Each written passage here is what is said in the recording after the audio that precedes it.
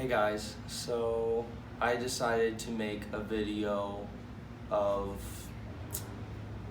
what I wish I said at my sister's funeral 2 months ago. She passed away February 17th, and there's a lot of things I wish I said that I didn't. So I'm gonna go ahead and just give a brief story of what happened. So we kind of have like you could say a short documentary of what happened. I'll have the link in the description. So yeah, you could say it's a short documentary of her in the hospital, the funeral, the burial, stuff like that, and our perspectives on what's happening and what God is doing. So okay, so yeah, I'm gonna get right down to it. So the day before, or no, okay, I'll go back a little further. So 2 months before the crash, I don't know if it was 2 months or 3 months, something like that, my mom started working at the farmer's market. So I was doing a lot of work around the house. I was picking it up constantly, teaching the kids, and Corinn got a job. So everyone else was at the farmer's market, and it would just be me and the kids at home. And then Corinn would come back from work, and it would just be me, the kids, and Corinn, but the kids were all doing school. So me and Corinn had a solid 2 months of nice time together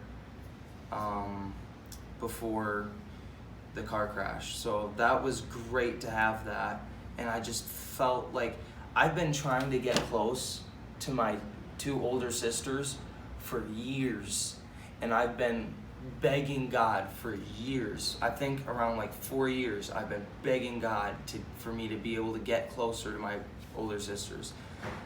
And then right when it happened with Corinn, she ended up going with the Lord. So, and now I'm getting closer to Jen. Jen is the other older sister. I have 2 older sisters, and I don't have an older brother, but Chris' boyfriend is kind of playing that role, and it's great. But I mean, yeah, you get what I'm saying. So, so then the night before the crash, I hugged her because we didn't really talk much at this time.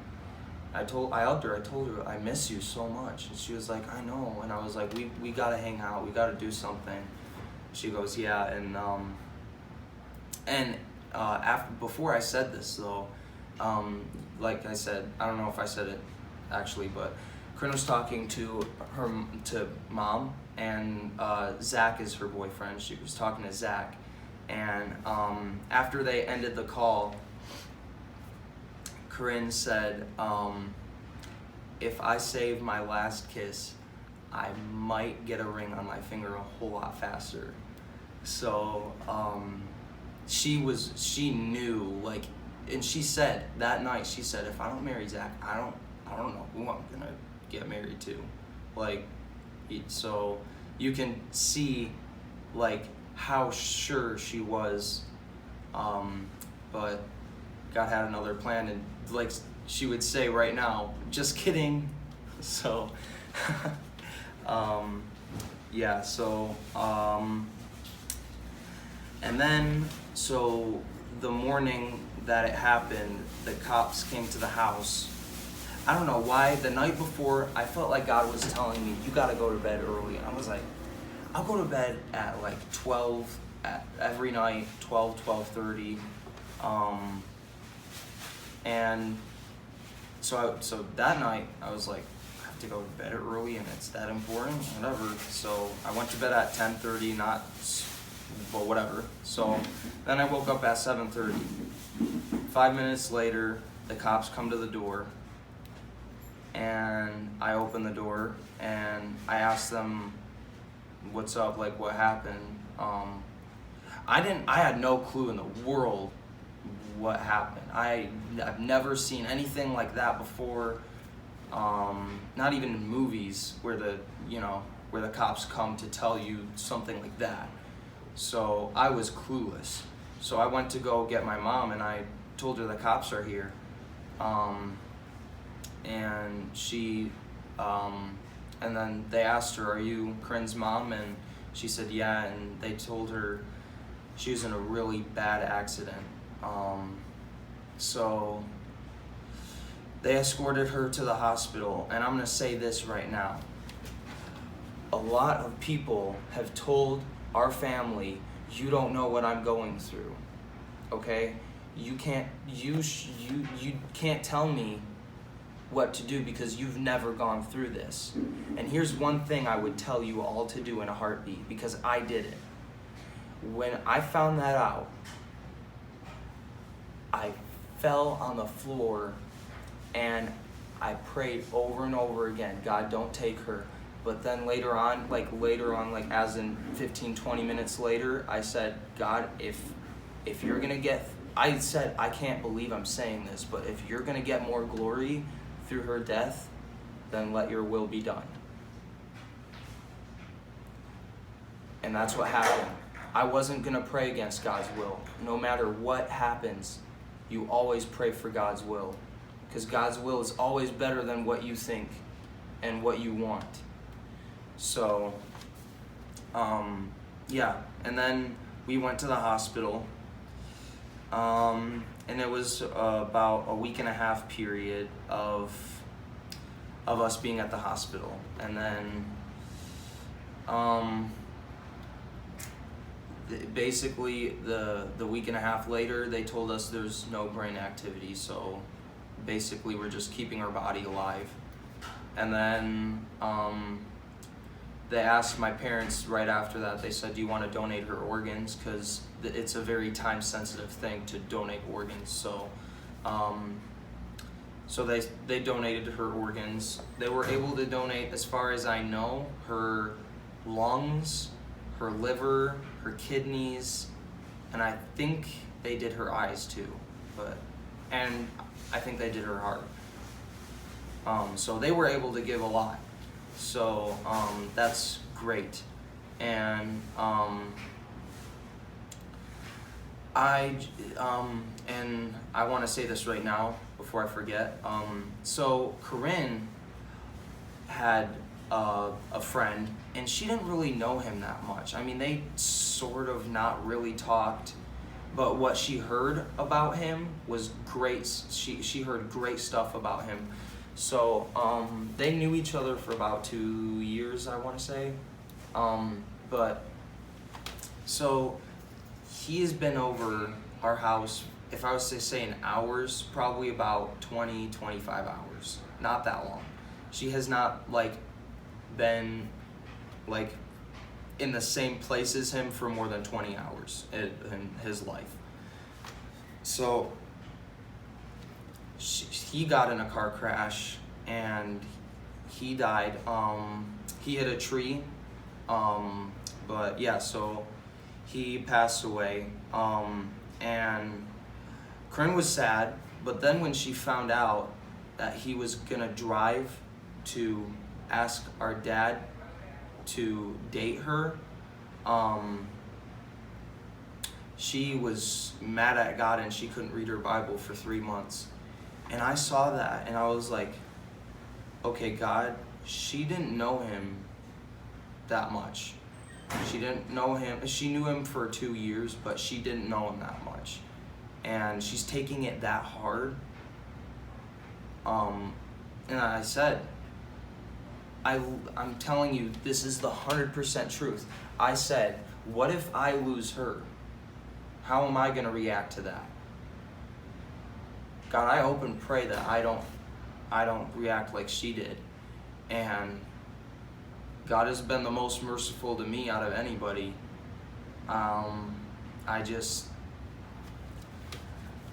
I had a lot of faith that she was going to heal, but at the same time, I was prepared for the worst. So, and I just think that's how your attitude should be about that. And so there's one thing I want to say about Corinn would really want me to say this right now. So I don't know exactly what the words are in 1 John 3, 9, and 10. Those verses, those two verses, tell you if you're a Christian or not. Now, I'm completely changing the subject, but I just know that I should say this. Because she basically gave her opinion about this message that Francis Chan, I'll probably put that in the description too, Lukewarm and Loving It by Francis Chan. It's not a book, it's a sermon that he did on YouTube. But she listened to it so many times, and then she gave her opinion about it on Instagram. If you go on my parents' Facebook, you might be able to find it. So these two verses define the whole life, I'm pretty sure that she did. So basically they say, if you make a practice of sin, you are a child of the devil. But if you, basically it's saying you can tell who's a Christian, who's not a Christian. God isn't a genie in a bottle where you sin and then you say, God forgive me, and oh, your wish is my command. No, it's not. That's not how that works. That's how so many people see it. They just, oh, God forgive me, I sinned for the 30 millionth time in the past year, the same sin over and over and over again. That's not, and the Bible says if you make a practice of sin, you are not a child of God. You're not my child. You are a child of the devil. But I don't know what it says. I mean, if you don't, you're a child of God. But let's say I have a tendency to get angry all the time at Jen. Let's say I have a tendency to get angry at her all the time and yell at her. If I'm constantly yelling at, or not even just her, people, if I just have a constant tendency to yell at people, like every day, every other day, stuff like that, I'm not a child of God. I'm constantly sinning. It's one thing if you're constantly sinning the same sin, or if if you're really trying to stop sinning, like with the same sin, if you're really trying to stop, you're not gonna constantly do it. You're fighting against it. It's like, sorry. It's like if people are trying to beat down a wall, you're gonna try to build up that wall while they're beating it. And it's gonna take them a whole lot longer to break through than if you just say, oh, well, they're just gonna come through anyway, so I'm just gonna pull back. No. If you do that, you're not a child of God. If you're building that wall, you will succeed if you try your hardest. And the Bible promises that. You gotta look where, because I know it does. You just gotta find it out if you're really interested in knowing that for sure. But sometimes it's God's will for you to fall, so when you get up, you'll have a huge testimony. So I will say that. But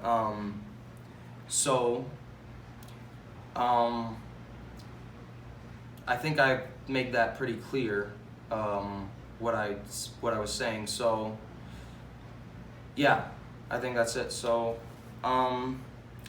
one thing that I desperately wish I said there is for what we believe in, God's will for in every situation, He will always pick what will glorify His name over anything. If you read chronologically from Genesis to Numbers, that's all you'll hear is He's after His name. He's just after it no matter what. So all I want you to do is dabble into it. Go into the Bible, read it. If you don't like it, I'm not gonna judge you if you don't like it. Like, I could be another Hitler for all I know if I never got saved. You could be any sort of bad. And you know what? If Hitler repented and became a Christian after, he would have went to heaven. It doesn't matter what you've done or anything. It doesn't matter what you've done. God will always, he will always accept a forgiving heart. A repenting heart. Yeah. So it doesn't matter what you did. People have done worse. There's always somebody worse than you. And there's always somebody better than you. So do not worry about anything you've ever done. God will forgive it, okay? God has forgiven people a lot worse than you. So all I want you to do is dabble into the Bible. If you like it, by all means, keep going. But if you don't like it, and if you don't want it, I'm not going to judge you. I'm not going to force it down your throat. And I will say one thing. This is the last thing. There are so many Christians out there who are judgmental. And all they do is say, you suck, you're going to go to hell if you don't take God. I'm sorry if that's your experience, but not all Christians are like that, okay? Not all of them. So I guess what I'm trying to say is don't take if that's ever happened to you, don't take that as all of us. Because that isn't, I will say this, that's not the right way to go with that. Because when you give a gift to somebody, you say, you better take this or I'm going to kill you. No, they take it. You give it, they don't want it, fine, whatever. But that's how it should be. Like, you don't throw it at them, and yeah, they have to accept it. If they don't accept it, fine. I mean, but you gotta love on them. And if any of you or any other brothers or sisters are judgmental, I would encourage you to have more love towards them, because they are ignorant. They just don't know. So I just, and even if you're not, everyone can love sinners more. And we're all sinners. It's not that we're perfect and they sin. We're all sinners, just people that are ignorant. So yeah. So I think I said everything I wanted to say. I just wanted to tell everybody I'm not doing so great right now. I mean, I'm not mad at God or anything. I'm getting a lot closer to God through this, but I just need prayer to keep going and get through this. But it's great that we're here at Myrtle Beach right now. So I just pray that I just want you to pray for our family as we go through this journey, and anything else that, like, I'm always after doing God's will, so if you could just pray for all of us to stay in the will of God, that'd be great. And thank you guys so much for watching. I will have, so I'm hoping that this goes on Thursday, because Thursday's her birthday, April 11th. So, yeah, I guess I'll, if any of you have questions, I'll have my Instagram in the description and you can DM me, and I'll most likely answer. So, but that's really the only way of getting to communicating with me, because I don't have an activated phone. But yeah, anyways, thank you guys for watching, and I hope to answer any questions you guys have in the comments or in my Instagram. My Instagram will probably be a lot better for that, so yeah, thanks.